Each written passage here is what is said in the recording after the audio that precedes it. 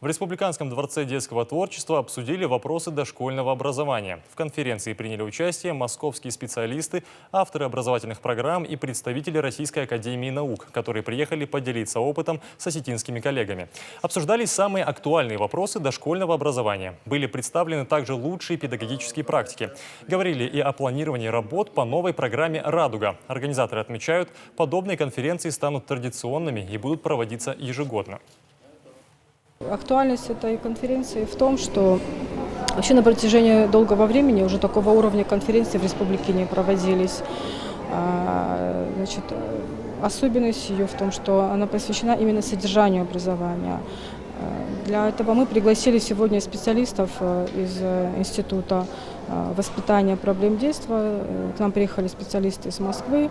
В преддверии проведения этой конференции мы проводили образовательные сессии. То есть для того, чтобы дать дошкольному образованию новый импульс.